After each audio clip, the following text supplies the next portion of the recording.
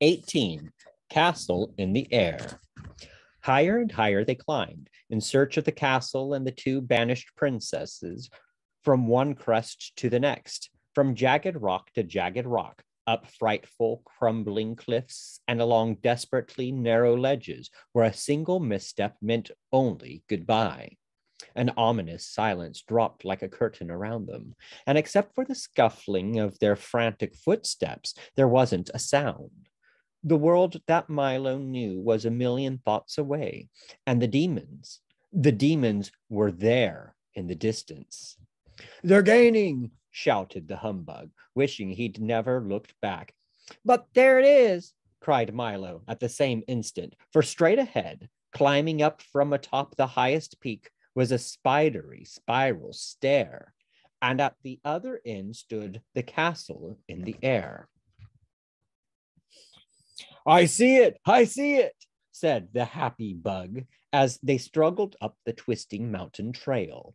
But what he didn't see was that curled up right in front of the first step was a little round man in a frock coat, sleeping peacefully on a very large and well-worn ledger. A long quill pen sat precariously behind his ear. There were ink stains all over his hands and his face, as well as his clothing, and he wore a pair of the thickest eyeglasses that Milo had ever seen. Be very careful, whispered Talk when they'd finally reached the top, and the humbug stepped gingerly around and started up the stairs. Names? The little man called out briskly, just as the startled bug reached the first step. He sat up quickly, pulled the book out from under him, put on a green eye shade, and waited with his pen poised in the air. Well, I stammered the bug. Names? He cried again, and as he did, he opened the book to page 512 and began to write furiously. The quill made horrible scratching noises, and the point, which was continually catching in the paper, flicked tiny ink blots all over him. As they called out their names, he noted them carefully in alphabetical order. Splendid, splendid, splendid, he muttered to himself. I haven't had an M in ages. Well, what do you want our names for? Asked Milo, looking anxiously over his shoulder. We're in a bit of a hurry. Oh, this won't take a minute, the man assured them. I'm the official census taker, and I must have some information before I can take your census. Now, if you'll just tell me when you were born, where you were born, why you were born, how old you are now, how old you were then, how old you'll be in a little while, your mother's name, your father's name, your aunt's name, your uncle's name, your cousin's name, where you live, how long you've lived there, the schools you've attended, the schools you haven't attended, your hobbies, your telephone number, your shoe size, shirt size, collar size, hat size, and the names and addresses of 6 people who can verify all this information, we'll get started. One at a time, please. Stand in line, and no pushing, no talking, no peeking. The humbug, who had difficulty remembering anything, went first. The little man leisurely recorded each answer in 5 different places, pausing often to polish his glasses, clear his throat, straighten his tie, and blow his nose. He managed also to cover the distressed bug from head to foot in ink. Next, he announced very officially. I do wish he'd hurry, said Milo, stepping forward. For in the distance, he could see the first of the demons already beginning to scale the mountain toward them, no more than a few minutes away. The little man wrote with painful deliberation. Finally finished with both Milo and Talk, he looked up happily. May we go now? Asked the dog, whose sensitive nose had picked up a loathsome, evil smell that grew stronger every second. By all means, said the man agreeably. Just as soon as you finish telling me your height, your weight, the number of books you read each year, the number of books you don't read each year, the amount of time you spend eating, playing, working, and sleeping every day, where you go on vacations, how many ice cream cones you eat in a week, how far it is from your house to the barber shop, and which is your favorite color. Then after that, please fill out these forms and applications, 3 copies of each, and be careful, for if you make one mistake, you'll have to do them all over again. Oh dear, said Milo, looking at the pile of papers. We'll never finish these. And even as he spoke, the demons swarmed stealthily up the mountainside. Come, come, said the senses taker, chuckling gaily to himself. Don't take all day. I'm expecting several more visitors any minute now. They set to work feverishly on the difficult forms, and when they'd finished, Milo placed them all in the little man's lap. He thanked them politely, took off his eye shade, put the pen behind his ear, closed the book, and went back to sleep. The humbug took one horrified look back over his shoulder and quickly started up the stairs. Destination! Shouted the senses taker, sitting up again, putting on his eye shade, taking the pen from behind his ear, and opening his book. But I thought, protested the astonished bug. Destination, he repeated, making several notations in the ledger. The castle in the air, said Milo impatiently. Why bother, said the senses taker, pointing into the distance. I'm sure you'd rather see what I have to show you. As he spoke, they all looked up, but only Milo could see the gay and exciting circus there on the horizon. There were tents and sideshows and rides, and even wild animals, everything a little boy could spend hours watching. And wouldn't you enjoy a more pleasant aroma? He said, turning to talk. Almost immediately, the dog smelled a wonderful smell that no one but he could smell. It was made up of all the marvelous things that have ever delighted his curious nose. And here's something I know you'll enjoy hearing, he assured the humbug. The bug listened with rapt attention to something he alone could hear, the shouts and applause of an enormous crowd, all cheering for him. They each stood as if in a trance, looking, smelling, and listening to the very special things that the senses taker had provided for them, forgetting completely about where they were going and who, with evil intent, was coming up behind them. The senses taker sat back with a satisfied smile on his puffy little face as the demons came closer and closer, until less than a minute separated them from their helpless victims. But Milo was too engrossed in the circus to notice, and Talk had closed his eyes, the better to smell, and the bug, bowing and waving, stood with a look of sheer bliss on his face, interested only in the wild ovation. The little man had done his work well, and, except for some ominous crawling noises just below the crest of the mountain, everything was again silent. Milo, who stood staring blankly into the distance, let his bag of gifts slip from his shoulder to the ground. And as he did, the package of sounds broke open, filling the air with peals of happy laughter, which seemed so gay that first he, then Talk, and finally the humbug joined in, and suddenly the spell was broken. There is no circus, cried Milo, realizing he'd been tricked. There were no smells, barked Talk, his alarm now ringing furiously. The applause is gone, complained the disappointed humbug. I warned you, I was the senses taker, sneered the census taker. I help people find what they're not looking for, hear what they're not listening for, run after what they're not chasing, and smell what isn't even there. And furthermore, he cackled, hopping around gleefully on his stubby legs, I'll steal your sense of purpose, take your sense of duty, destroy your sense of proportion, and but for one thing, you'd be helpless yet.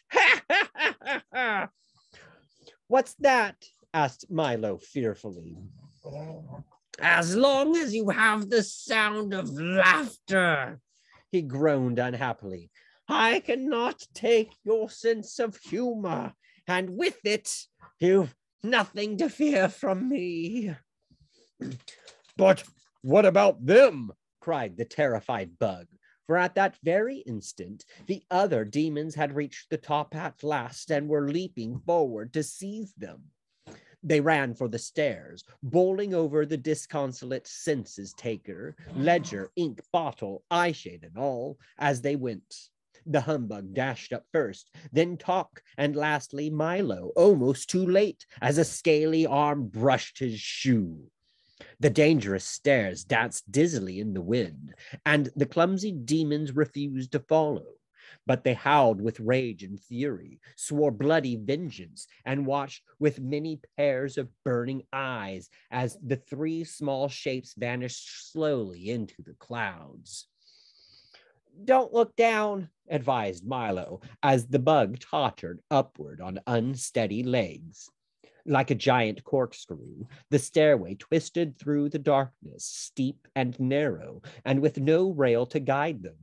The wind howled cruelly in an effort to tear them loose, and the fog dragged clammy fingers down their backs. But up the giddy flight they went, each one helping the others, until at last the clouds parted. The darkness fell away, and a glow of golden sunrays warmed their arrival.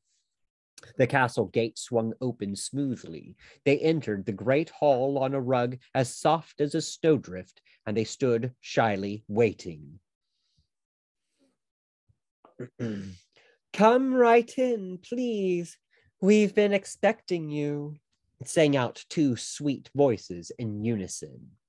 At the far end of the hall, a silver curtain parted, and two young women stepped forward. They were dressed all in white and were beautiful beyond compare. One was grave and quiet, with a look of warm understanding in her eyes, and the other seemed gay and joyful. You must be the Princess of Pure Reason, said Milo, bowing to the first. She answered simply, yes, and that was just enough. Then you are Sweet Rhyme, he said with a smile to the other. Her eyes sparkled brightly, and she answered with a laugh as friendly as the mailman's ring when you know there's a letter for you. We've come to rescue you both, Milo explained very seriously. And the demons are close behind, said the worried humbug, still shaky from his ordeal. And we should leave right away, advised Talk. Oh, they won't dare come up here, said Reason gently, and we'll be down there soon enough. Why not sit for a moment and rest, suggested Rhyme. I'm sure you must be tired. Have you been traveling long? Days, sighed the exhausted dog, curling up on a large downy cushion.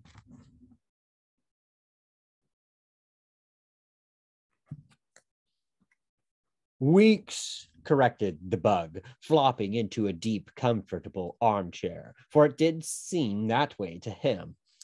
It has been a long trip, said Milo, climbing onto the couch where the princesses sat. But we would have been here much sooner if I hadn't made so many mistakes. I'm afraid it's all my fault.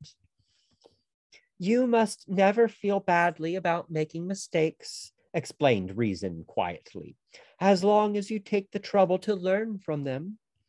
For you often learn more by being wrong for the right reasons than you do by being right for the wrong reasons. But There's so much to learn, he said with a thoughtful frown. Yes, that's true, admitted Rhyme. But it's not just learning things that's important. It's learning what to do with what you learn and learning why you learn things at all that matters. That's what I mean, explained Milo, as Talk and the exhausted bug drifted quietly off to sleep. Many of the things I'm supposed to know seem so useless that I can't see the purpose in learning them at all. You may not see it now, said the princess of pure reason, looking knowingly at Milo's puzzled face. But whatever we learn has a purpose, and whatever we do affects everything and everyone else, if even in the tiniest way. Why, when a housefly flaps his wings, a breeze goes round the world. When a speck of dust falls to the ground, the entire planet weighs a little more. And when you stamp your foot, the earth moves slightly off its course. Whenever you laugh, gladness spreads like the ripples in a pond. And whenever you're sad, no one anywhere can be really happy. And it's much the same thing with knowledge. For whenever you learn something new, the whole world becomes that much richer. And remember also, added the princess of sweet rhyme, that many places you would like to see are just off the map, and many things you want to know are just out of sight or a little beyond your reach. But someday you'll reach them all, for what you learn today, for no reason at all, will help you discover all the wonderful secrets of tomorrow. I think I understand, Milo said, still full of questions and thoughts. But which is the most important? At that moment, the conversation was interrupted by a far-off chopping noise. With each loud blow, the entire room and everything in it shook and rattled. Down below, on the murky peak, the demons were busily cutting the stairway loose with axes and hammers and saws. Before long, the whole thing collapsed with a tremendous crash, and the startled humbug leaped to his feet just in time to see the castle drifting slowly off into space. "We're moving," he shouted, which was a fact that had already become obvious to everyone. "I think we had better leave now," said Rhyme softly, and Reason agreed with a nod. "But how will we get down?" groaned the humbug, looking at the wreckage below. "There's no stairway, and we're sailing higher every minute."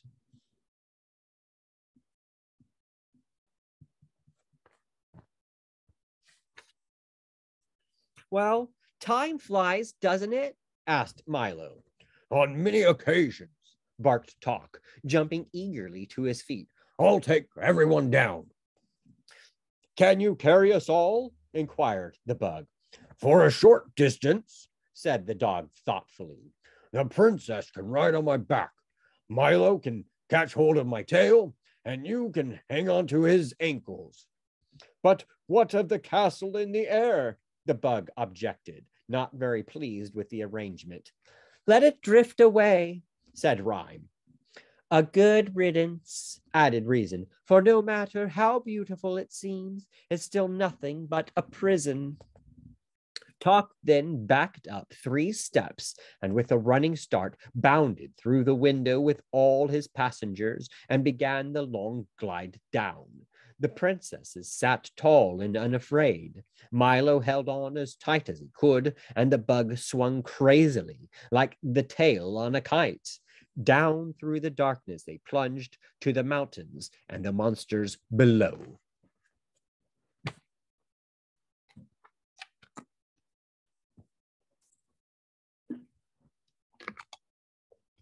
"19. The Return of Rhyme and Reason." Sailing past 3 of the tallest peaks and just over the outstretched arms of the grasping demons, they reached the ground and landed with a sudden jolt. "Quick," urged Talk. "Follow me. We'll have to run for it." With the princesses still on his back he galloped down the rocky trail, and not a moment too soon, for pounding down the mountainside in a cloud of clinging dust and a chorus of chilling shrieks came all the loathsome creatures who chose to live in ignorance and who had waited so very impatiently. Thick black clouds hung heavily overhead as they fled through the darkness, and Milo, looking back for just a moment, could see the awful shapes coming closer and closer. Just to the left, and not very far away, were the triple demons of compromise, one tall and thin, one short and fat, and the third exactly like the other two. As always, they moved in ominous circles, for if one said, "Here," the other said, "There," and the third agreed perfectly with both of them. And since they always settled their differences by doing what none of them really wanted, they rarely got anywhere at all, and neither did anyone they met. Jumping clumsily from boulder to boulder and catching hold with his cruel curving claws was the horrible hopping hindsight, a most unpleasant fellow whose eyes were in the rear and whose rear was out in front. He invariably leaped before he looked and never cared where he was going as long as he knew why he shouldn't have gone to where he'd been. And most terrifying of all, directly behind, inching along like giant soft-shelled snails with blazing eyes and wet, anxious mouths, came the gorgons of hate and malice, leaving a trail of slime behind them and moving much more quickly than you'd think. "Faster!" shouted Talk.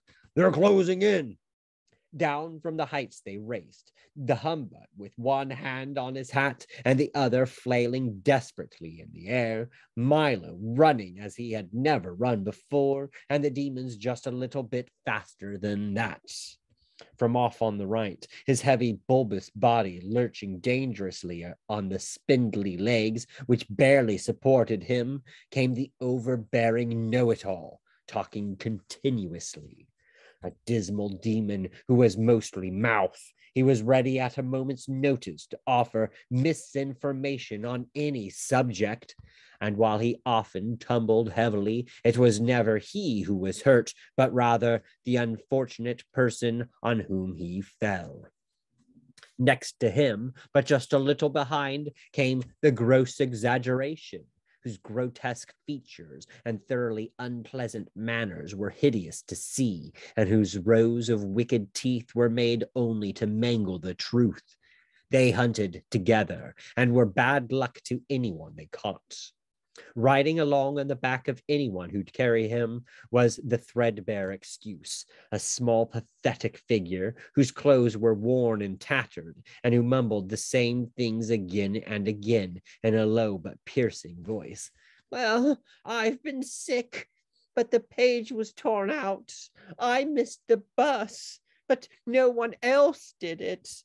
Well, I've been sick, but the page was torn out.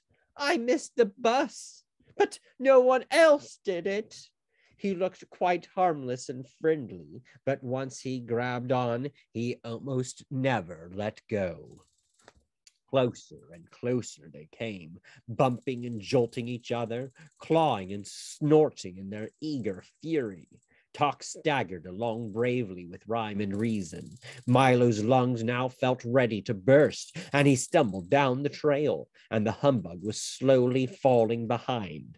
Gradually, the path grew broader and more flat as it reached the bottom of the mountain and turned toward wisdom. Ahead lay light and safety, but perhaps just a bit too far away. And down came the demons from everywhere, frenzied creatures of darkness, lurching wildly toward their prey. From off in the rear, the terrible Trivium and the wobbly, gelatinous giant urged them on with glee.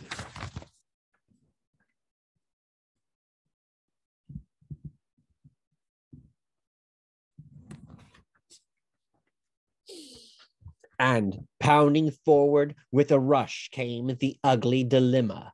snorting steam and looking intently for someone to catch on the ends of his long pointed horns while his hoofs bit eagerly at the ground.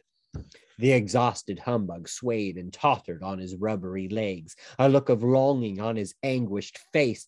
"I don't think I can," he gasped as a jagged slash of lightning ripped open the sky and the thunder stole his words. Closer and closer, the demons loomed as the desperate chase neared its end. Then, gathering themselves for one final leap, they prepared to engulf first the bug, then the boy, and lastly the dog and his two passengers. They rose as one and suddenly stopped, as if frozen in midair, unable to move, staring ahead in terror. Milo slowly raised his weary head, and there in the horizon, for as far as the eye could see, stood the massed armies of wisdom, the sun glistening from their swords and shields, and their bright banners slapping proudly at the breeze.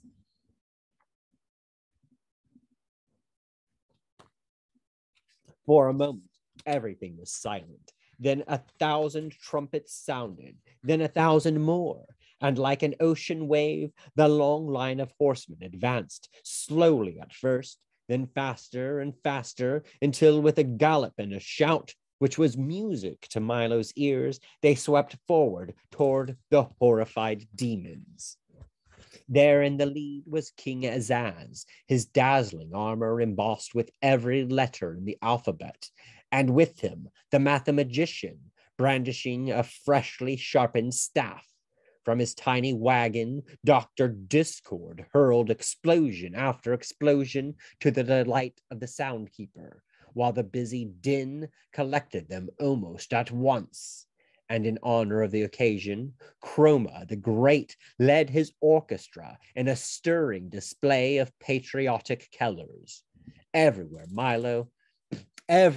Milo had met during his journey had come to help. The men of the marketplace, the miners of Digitopolis, and all the good people from the valley and the forest. The spelling bee buzzed excitedly overhead, shouting, "Charge! C-H-A-R-G-E! Charge! C-H-A-R-G-E!" Canby, who, as everyone knew, was as cowardly as can be, came all the way from Conclusions to show that he was also as brave. And even Officer Shrift, mounted proudly on a long, low dachshund, galloped grimly along. Cringing with fear, the monsters of ignorance turned in flight, and, with anguished cries too horrible ever to forget, returned to the damp, dark places from which they came. The humbugs sighed with relief, and Milo and the princesses prepared to greet the victorious army. "Well done," stated the Duke of Definition, dismounting and grasping Milo's hand warmly. "Fine job," seconded the Minister of Meaning. "Good work," added the Count of Connotation. "Congratulations," proposed the Earl of Essence. "Cheers," recommended the Undersecretary of Understanding. And since that's exactly what everyone felt like doing, that's exactly what everyone did. "It's we who should thank," began Milo, when the shouting had subsided. But before he could finish, they had unrolled an enormous scroll. And with a fanfare of trumpets and drums, they stated in order that, "Henceforth and forthwith, let it be known by all men that the rhyme and the reason reign once more in wisdom." The two princesses bowed gratefully and warmly kissed their brothers, and they all agreed that a very fine thing had happened. "And furthermore," continued the proclamation, "the boy named Milo, the dog known as Doc, and the insect hereinafter referred to as the humbug, are hereby declared to be heroes of the realm. Cheer after cheer filled the air, and even the bug seemed a bit embarrassed at having so much attention paid to him. Therefore, concluded the Duke, in honor of their glorious deed, a royal holiday is declared. Let there be parades through every city in the land, and a gala carnival of 3 days' duration, consisting of jousts, games, feasts, and follies. The 5 cabinet members then rolled up the large parchment and, with many bows and flourishes, retired. Swift horsemen carried the news to every corner of the kingdom, and as the parade slowly wound its way through the countryside, crowds of people gathered to cheer it along. Garlands of flowers hung from every house and shop and carpeted the streets. Even the air shimmered with excitement, and shutters closed for many years were thrown open to let the brilliant sunlight shine where it hadn't shone in so long. Milo, Talk, and the very subdued Humbug sat proudly in the royal carriage with Azaz, the mathematician, and the 2 princesses. And the parade stretched for miles in both directions. As the cheering continued, Rhyme leaned forward and touched Milo gently on the arm. They're shouting for you, she said with a smile. But I could never have done it, he objected, without everyone else's help. That may be true, said Reason gravely. But you had the courage to try, and what you can do is often simply a matter of what you will do. That's why, said Azaz, there was one very important thing about your quest that we couldn't discuss until you returned. I remember, said Milo eagerly. Tell me now. It was impossible, said the king, looking at the mathematician. Completely impossible, said the mathematician, looking at the king. Do you mean? Stammered the bug, who suddenly felt a bit faint. Yes, indeed, they repeated together. But if we told you then, you might not have gone. And as you've discovered, so many things are possible just as long as you don't know they're impossible. And for the remainder of the ride, Milo didn't utter a sound. Finally, when they'd reached a broad, flat plain midway between Dictionopolis and Digitopolis, somewhat to the right of the Valley of Sound, and a little to the left of the Forest of Sight, along the long line of carriages and horsemen stopped, and the great carnival began.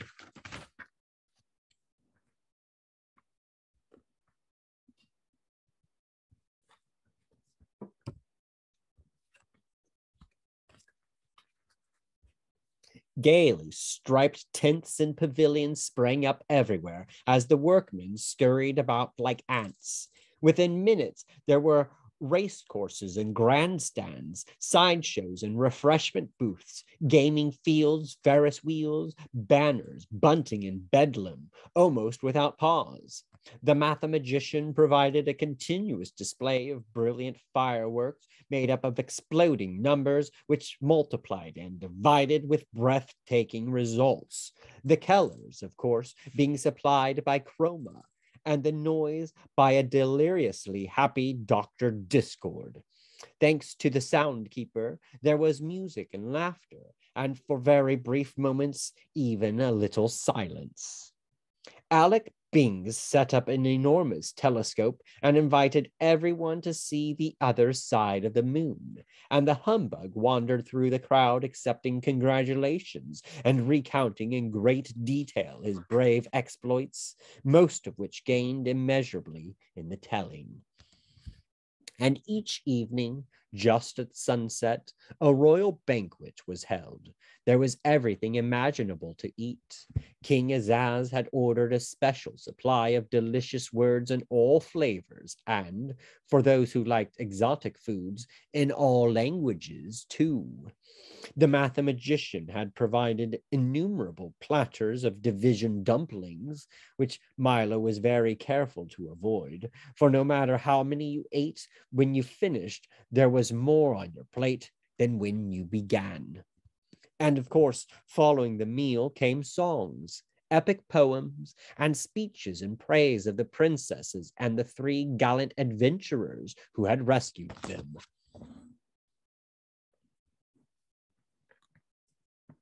King Azaz and the mathematician pledged that every year at this same time they would lead their armies through the mountains of ignorance until not one demon remained, and everyone agreed that no finer carnival for no finer reason had ever been held in wisdom.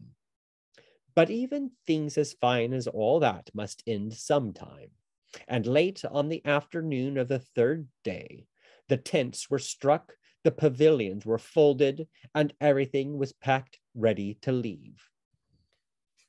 "It's time to go now," said Reason, "for there is much to do."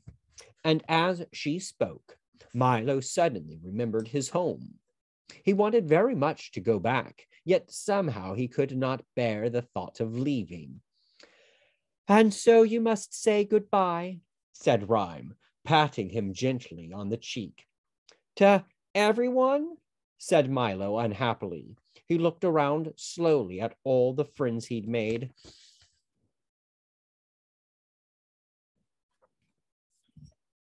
And he looked very hard so as not to forget any of them for even an instant.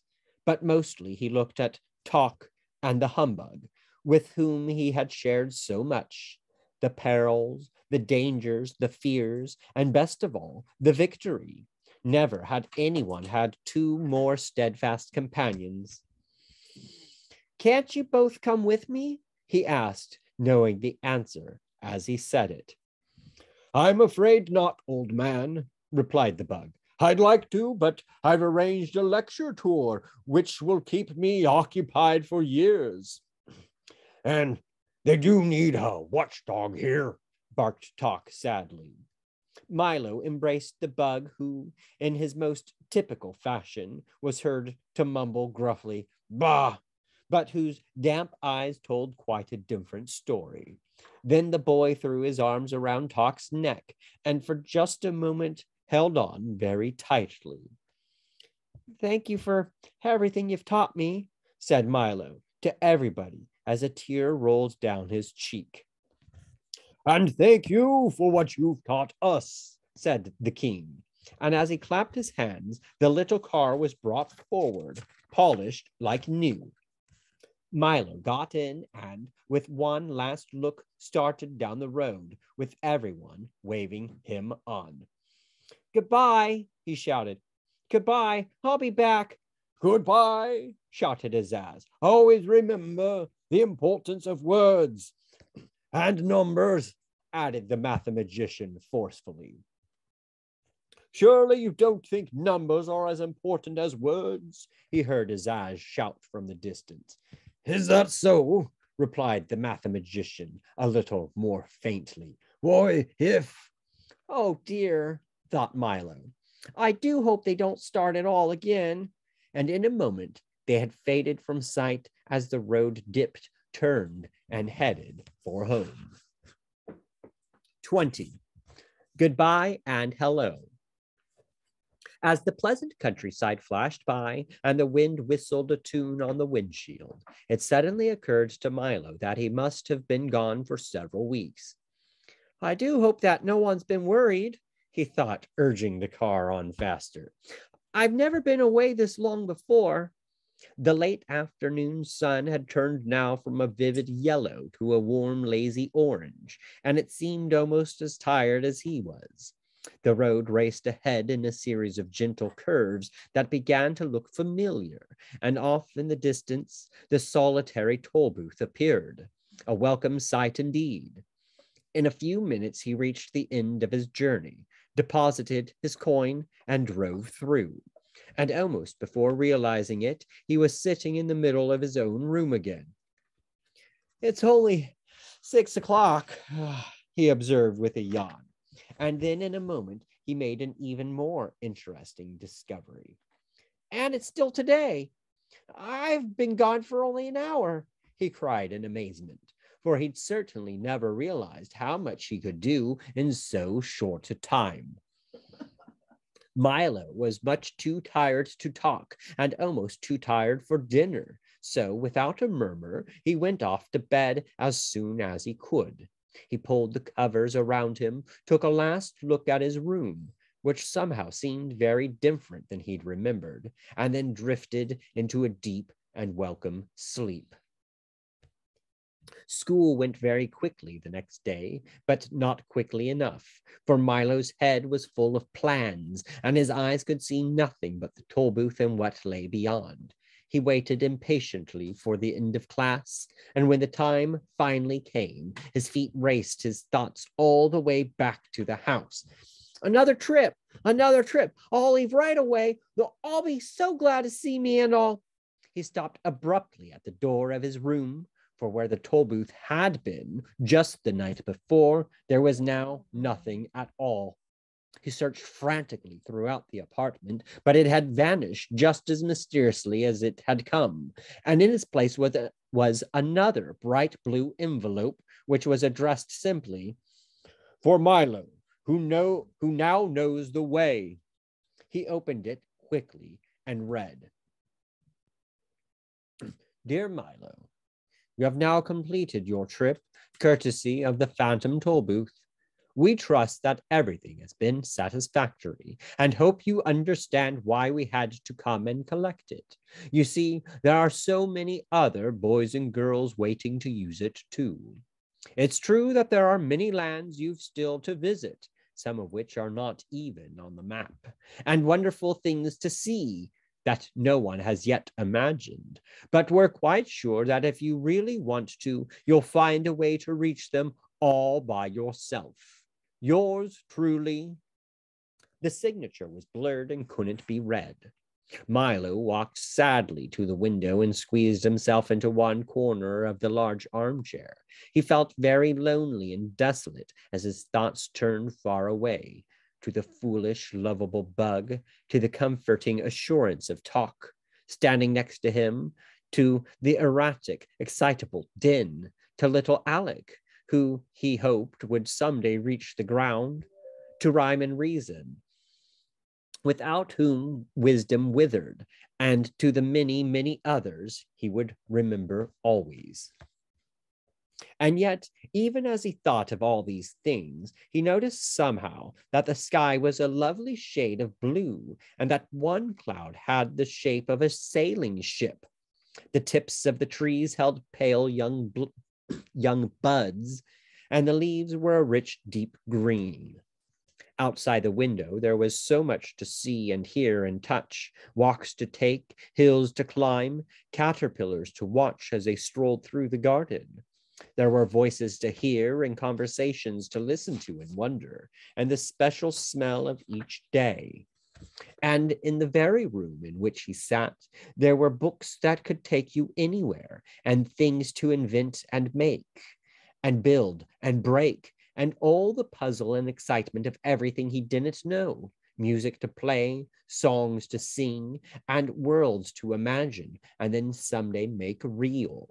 His thoughts darted eagerly about as everything looked new and worth trying. "Well, I would like to make another trip," he said, jumping to his feet, "but I really don't know when I'll have the time. There's just so much to do right here."